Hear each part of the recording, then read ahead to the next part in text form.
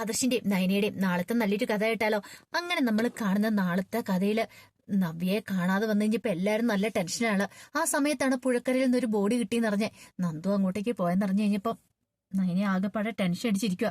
അപ്പോഴേക്കുമാണ് ദേവേനെ വിളിക്കുന്നത്. ദേവേനെ വിളിച്ചിട്ട് ചോദിച്ചു, മോളെ എന്തെങ്കിലും വിവരം കിട്ടിയോന്ന് ചോദിച്ചു. ഇല്ല അമ്മേ, ഒരു വിവരം കിട്ടിയില്ല എന്ന് പറഞ്ഞു.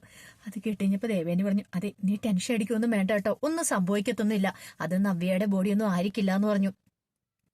ആ സമയത്ത് കനകയും ഗോവിന്ദനൊക്കെ ടെൻഷനിലാണ്. നന്ദുവിനെ വിളിച്ചിട്ട് നന്ദു തൊട്ട് കോൾ എടുക്കുന്നില്ല. പിന്നീട് നയനയെ വിളിക്കുകയാണ്. നയനയെ വിളിച്ചിട്ട് നന്ദു പെട്ടെന്നൊരു കോൾ വന്നപ്പോ പോയി. എന്താ ഏതൊന്നും അറിയത്തില്ല. അല്ല, നവ്യയ്ക്ക് അവിടെ പ്രശ്നങ്ങളൊന്നും ഇല്ല അല്ലേ? നവ്യ വീട്ടില് എന്തേലും വഴക്കോ പ്രശ്നങ്ങളൊക്കെ ഉണ്ടാക്കിയോ? അതിനെക്കുറിച്ച് വല്ല അറിയാവോന്നൊക്കെ ചോദിച്ചു. അപ്പോഴേക്കും നയന പറഞ്ഞു, അങ്ങനെ ഒരു പ്രശ്നങ്ങളൊന്നും ഇല്ല അച്ഛാ, അങ്ങനെ എന്തേലും ഉണ്ടെങ്കിൽ അമ്മ എന്നെ വിളിച്ചു പറയുമല്ലോ എന്നൊക്കെ പറഞ്ഞു. അച്ഛൻ പേടിക്കൊന്നും വേണ്ട എന്നൊക്കെ പറഞ്ഞ് സമാധാനിപ്പിക്കുകയാണ്. എന്നാലും ഗോവിന്ദൻ എന്തോ വല്ലാത്തൊരു ബുദ്ധിമുട്ടായിരുന്നു.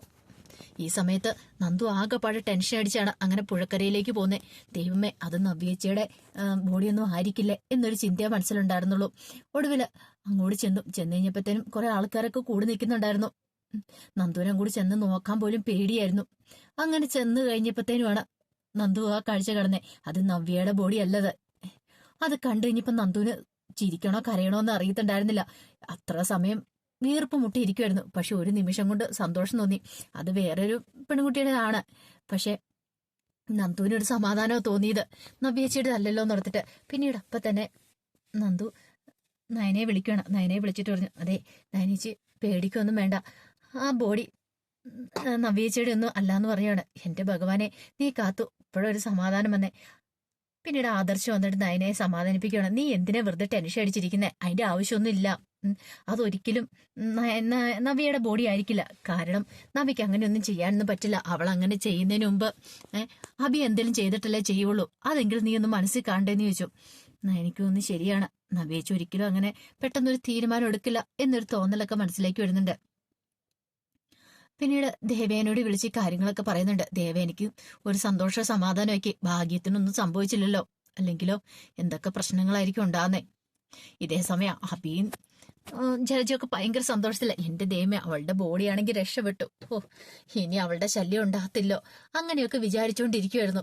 പക്ഷേങ്കിൽ ഇടിത്തീ പോലെയാണ് ആ വാർത്ത ഒടുവിൽ അവരുടെ അടുത്തേക്ക് എത്തുന്നത്. ദേവേനയാണെന്ന് വന്ന് പറയണേ. സന്തോഷം കൊണ്ട് തുള്ളിച്ചാടി ഇരിക്കുമായിരിക്കുമല്ലേ രണ്ടുപേരെന്ന് ചോദിച്ചു. അപ്പോഴേക്കും ചലു ചോദിച്ചു, ഏട്ടത്തി എന്താ പറയണേന്ന് ചോദിച്ചു. അറിയില്ലല്ലേ? അതെ, നവ്യയുടെ ബോഡി കൊണ്ടിരുന്ന് കാത്തിരിക്കുമായിരിക്കും. എന്നാ കേട്ടോ, പുഴക്കരയിൽ കണ്ട ബോഡി നവ്യയുടെ അല്ലെന്ന് പറഞ്ഞു. നവ്യയുടെ അല്ലേന്ന് ചോദിച്ചു. എന്താ അത് നവ്യയുടെ ആകണമെന്ന് ചോദിച്ചു. അങ്ങനെ ഞാൻ ഒരിക്കലും ചിന്തിക്കും ഏട്ടത്തി. ഏട്ടത്തി എന്തൊക്കെ പറയണമെന്ന് ജലജ ചോദിച്ചു. അബിയുടെ മുഖത്തുണ്ടായിരുന്ന ആ സന്തോഷമൊക്കെ അങ്ങോട്ട് മാഞ്ഞു. ഇപ്പോഴാണ് അബിക്ക് ശരിക്കും സങ്കടമായത്. എന്തൊക്കെ പ്രതീക്ഷകളായിരുന്നു. എല്ലാം തകിടം പറഞ്ഞു. അവളങ്ങ് തീർന്ന് കിട്ടുമായിരുന്നെങ്കിലോ. ഇനിയിപ്പം പേടിക്കാതെ തനിക്ക് മുന്നോട്ട് പോയായിരുന്നു. കുറച്ചുനാൾ ജയിലിൽ കിടന്നാലും കുഴപ്പമില്ലായിരുന്നു.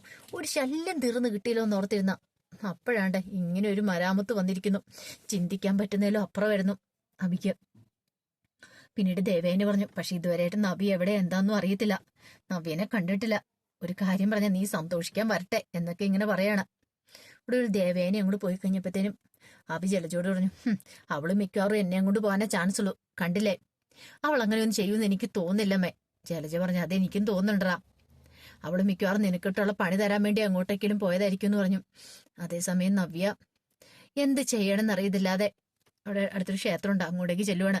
മനു ഇരുന്ന് പ്രാർത്ഥിക്കുവാണ്. എന്റെ ഭഗവാനെ, എന്താ കേട്ടെന്ന് അറിയത്തില്ല, വിശ്വസിക്കാൻ പോലും പറ്റുന്നില്ല.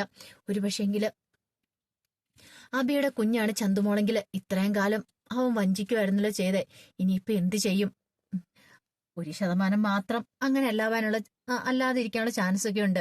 പക്ഷെ അതിലൊന്നും വിശ്വസിക്കാനും പറ്റുന്നില്ല. എന്തെങ്കിലും ഒരു വഴി കാണിച്ചു തരണം എന്നൊക്കെ പറഞ്ഞ് പ്രാർത്ഥിച്ച് അവിടെ കുറെ സമയം ഇരുന്നു. പിന്നീടാണ് നന്ദു അങ്ങോട്ടേക്ക് വരുന്ന നവ്യനെ കാണുന്നേ. നവ്യനെ കണ്ടു കഴിഞ്ഞപ്പോ തന്നെ നന്ദു ഓടി അങ്ങോട്ട് വന്നു. നന്ദു നിണ്ടിച്ചു, നവ്യേച്ചി ഇത് എന്ത് പരിപാടിയാണ് കാണിച്ചേ? ഞങ്ങൾ എത്ര സമയമായിട്ട് നവ്യേച്ചി അന്വേഷിക്കുന്നറിയോ? ഫോണ് സ്വിച്ച് ഓഫ് ചെയ്ത് വെച്ച് ഇവിടേക്ക് എന്തിനാ വന്നേന്നൊക്കെ ചോദിച്ചു. അത് കേട്ടപ്പോ നവ്യ പറഞ്ഞു, നീ എന്തിനാ എന്നെ അന്വേഷിച്ച് വന്നേന്നൊക്കെ ചോദിച്ചു നന്ദുവിനോട് ദേഷ്യപ്പെടുന്നുണ്ട്. അത് കേട്ടപ്പോ നന്ദു പറഞ്ഞു, പിന്നെ നവ്യേച്ചനെ കാണാനില്ലെന്ന് അറിഞ്ഞു കഴിഞ്ഞിട്ടുണ്ട്, പിന്നെ വരത്തില്ലെന്ന് ചോദിച്ചു. അതിന് ഞാൻ എവിടത്തേക്കും പോയിട്ടൊന്നും ഇല്ലല്ലോ എന്ന് പറഞ്ഞു. അതൊക്കെ നവ്യേച്ചിക്ക് പറയാം, പക്ഷെ എന്നെ കൊണ്ടെങ്കിൽ അത് പറ്റില്ല എന്ന് പറയാണ്. നന്ദുവിനാണെങ്കിൽ ഭയങ്കര സങ്കടം ഉണ്ടായിരുന്നു. നവ്യനെ കണ്ട് കിട്ടിക്കഴിഞ്ഞപ്പോഴത്തേനാണ് ഒരു സമാധാനമാവുന്നേ. അങ്ങനെ ഒടുവില് നവ്യനെ വീട്ടിലേക്ക് പറഞ്ഞു വിടുവാണ്. അതിനുശേഷം നന്ദു വീട്ടിലേക്ക് വന്നു. വീട്ടിലേക്ക് വന്നു കഴിഞ്ഞപ്പോഴത്തേനും ഗോവിന്ദനും കനകയൊക്കെ കാര്യങ്ങൾ ചോദിക്കുന്നുണ്ട്. എങ്ങോട്ടാ നന്ദു, നീ ഇത് എങ്ങോട്ടാ പോയത്? ഒരു ഫോൺ കോൾ വന്നപ്പോ ഉടനെ ഓടിപ്പോയതാണല്ലോ എന്നൊക്കെ പറഞ്ഞു. അത് കേട്ട് കഴിഞ്ഞപ്പോ നന്ദു പറഞ്ഞു, അത് പിന്നെ പുഴക്കരയിൽ ഒരു ബോഡി അടിഞ്ഞിട്ടുണ്ടെന്ന് കേട്ടായിരുന്നു വെച്ചാ. ഇനി ആകപ്പാടെ പേടിയായിട്ടിരിക്കുന്ന സമയല്ലേ, ഇനി നവ്യേച്ചിയുടെ ആണെന്നൊരു പേടി തോന്നി പോയതാ. പക്ഷെ അല്ല എന്ന് പറഞ്ഞു. നവ്യയുടെയോ എന്ന് കനക വെച്ചു. അതെ, നവ്യേച്ചി സത്യങ്ങളൊക്കെ അറിഞ്ഞപ്പോ എന്തെങ്കിലും കടുങ്ങുകയോ ചെയ്യുമോന്ന് ഞങ്ങൾക്കൊക്കെ പേടിയുണ്ടായിരുന്നു. ഭാഗ്യം കൊണ്ട് അതല്ല. എന്നിട്ടോ നവ്യ എന്തിയെ, നവ്യ വീട്ടിൽ നിന്ന് പോയോന്നൊക്കെ ചോദിച്ചു. ഇപ്പൊ നവ്യേച്ചിനെ വീട്ടിലേക്ക് പറഞ്ഞു വിട്ടിട്ടുണ്ട്. നവ്യേച്ചിനെ ഞാൻ കണ്ടായിരുന്നു പറഞ്ഞു. പേടിക്കേണ്ട കാര്യമൊന്നും ഇല്ലാന്ന് പറഞ്ഞു. അത് കേട്ട് കഴിഞ്ഞപ്പോഴത്തേനും ഗോവിന്ദ പറഞ്ഞു, ഞാൻ അപ്പോഴേ പറഞ്ഞല്ലേ കനക ഒന്നും പറയണ്ടാന്ന്. അല്ല, ഇനി അവള് എന്തേലും ചെയ്യുവോ? അങ്ങനെയൊന്നും പേടിക്കണ്ടാച്ചാ, ധൈര്യമായിട്ടിരിക്കുക. നവ്യേച്ചി ഒരിക്കലും അങ്ങനെ ചെയ്യാനൊന്നും പോകുന്നില്ല എന്ന് പറഞ്ഞു. പിന്നീട് കുറെ സമയം കഴിഞ്ഞിട്ടാണ് നവ്യ അങ്ങോട്ട് ചെല്ലുന്നത്. നവ്യ ഇല്ലുമ്പത്തേനും ജലജ അത് കണ്ടു. ജലജ എന്നിട്ട് അബിയോട് പറഞ്ഞു, എടാ അവള് വരുന്നുണ്ടെന്ന് പറഞ്ഞു. തൽക്കാലത്തേക്ക് നീ ചോദിക്കാനും പറയാനും ഒന്നും പോവണ്ടെന്ന് പറഞ്ഞു. എടുത്തടിച്ചൊരു തീരുമാനമൊന്നും എടുക്കണ്ടെന്ന് പറയാണ്. അങ്ങനെ ചെന്ന് അബി പതിവ് പോലെ തന്നെ നവ്യയോട് കുശലം ചോദിച്ചുകൊണ്ട് വരുവാണ്. നവ്യ കാര്യമായിട്ടൊന്നും മൈൻഡ് ചെയ്തില്ല. കാരണം നവ്യയുടെ മനസ്സിൽ ഇത് കിടക്കുമല്ലേ, ഇതിന്റെ സത്യാവസ്ഥ അറിഞ്ഞാൽ മതിയാവുള്ളൂ. അതുവരെ തനിക്കിനി വിശ്രമമില്ല. അങ്ങനെ പെട്ടെന്നൊന്നും ഇവനെ വിശ്വസിക്കാനും പറ്റില്ലോ. സത്യങ്ങൾ കണ്ടെത്താൻ തന്നെ തീരുമാനിക്കുകയാണ്. പക്ഷെ അതിനു മുമ്പ് ഇവന്റെ ജോലിയുടെ കാര്യത്തില് ഇവൻ ഇനിയിപ്പോ ജോലിക്ക് പോകണമെന്ന് ഒരു താല്പര്യമില്ല. ഇവൻ തന്നോട് കള്ളത്തര കാണിച്ചെങ്കിൽ തന്നെ ചതിച്ചിട്ട് തന്റെ റെക്കമെൻഡേഷനിൽ അവിടെ ജോലിക്ക് കയറണ്ട എന്നൊക്കെ ഒരു ചിന്തയായിരുന്നു നവ്യയുടെ മനസ്സിലുണ്ടായിരുന്നേ. ഒടുവില് നവ്യ അങ്ങനെ കാര്യം തീരുമാനിച്ചു.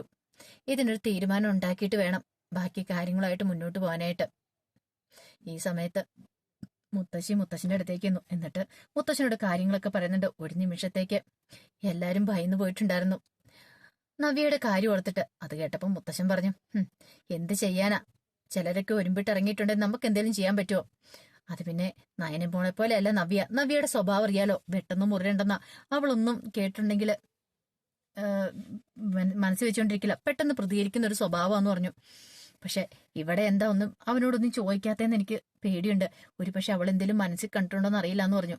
മുത്തശ്ശൻ പറഞ്ഞു, ചിലപ്പോ അവൾക്ക് ഇനി സംശയം ഉണ്ടായിരിക്കും ചന്തുമോൾ അബിയുടെ കുഞ്ഞാണോ ഇല്ലയെന്ന്. അപ്പൊ അതുകൊണ്ടായിരിക്കും അവൾ അബിയോടൊന്നും ചോദിക്കാത്തതെന്ന് പറഞ്ഞു. മുത്തശ്ശി പറഞ്ഞു, അത് ശരിയായിരിക്കും, അതിനും വഴിയുണ്ട്. എന്നാലും നീ പേടിക്കണ്ട വസുന്ധരെ. നവ്യ എന്താണെങ്കിലും പെട്ടെന്ന് ആത്മഹത്യയൊന്നും ചെയ്യാനൊന്നും പോകുന്നില്ല. അവളങ്ങനെ ചെയ്യില്ല. പക്ഷെ അവള് ചിലപ്പോ സത്യം കണ്ടെത്താനായിട്ട് ഒരുങ്ങുമായിരിക്കും. ഇനി എന്താന്ന് വെച്ചാൽ അവര് ചെയ്യട്ടെ. തൽക്കാലത്തേക്ക് നമ്മൾ ഇതിനെക്കുറിച്ച് ചോദിക്കാൻ പറയുമെന്നും വേണ്ടാന്ന് പറഞ്ഞു. അത് കേട്ടപ്പം മുത്തശ്ശിക്ക് തോന്നി അത് ശരിയായിട്ടുള്ളൊരു കാര്യമാണ്. ഇനി ഇതിന്റെ പിന്നാലെ പോയിട്ട് കാര്യമില്ലല്ലോ.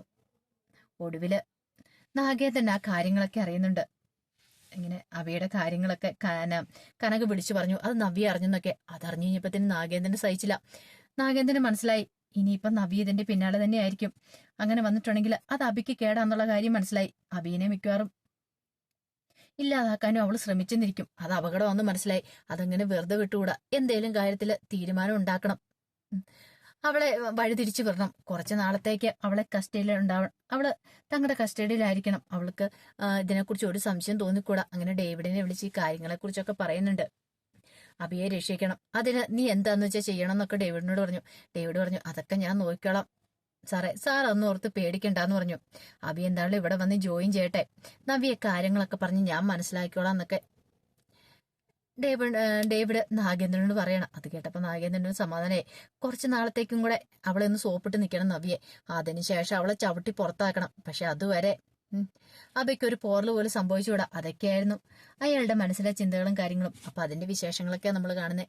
ആ വിശേഷങ്ങൾക്കായി നമുക്ക് എല്ലാവർക്കും കാത്തിരിക്കാട്ടോ. ഒരിക്കൽ കൂടി എല്ലാവർക്കും ശുഭരാത്രി നേർന്നുകൊണ്ട് നിർത്തുന്നു. നന്ദി.